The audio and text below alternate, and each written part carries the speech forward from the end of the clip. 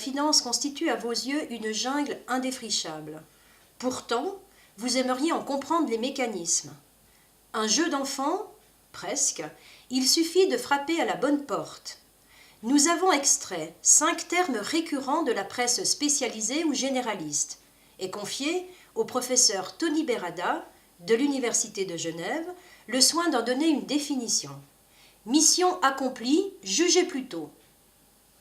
Alors nous allons voir maintenant la définition d'une action. Une action, c'est un titre de propriété, c'est une participation au capital d'une entreprise.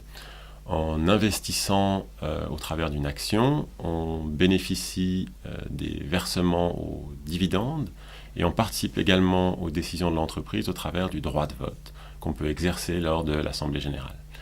Les risques liés aux investissements en actions peuvent être élevés, ils dépendent des risques de la société. Il n'existe aucune garantie quant au versement des dividendes et évidemment aucune garantie quant aux gains en capital que l'on pourrait recevoir suite aux variations des prix de l'action. Alors nous allons passer maintenant à la définition d'une obligation. Pour financer ses activités, une entreprise peut également emprunter de l'argent et émettre pour ce faire des titres qu'on appelle des obligations. Les obligations sont des titres de créance. Ils donnent à leurs détenteurs le droit de percevoir un intérêt qu'on appelle un coupon. La fréquence de ce versement est fixée dans le contrat au départ.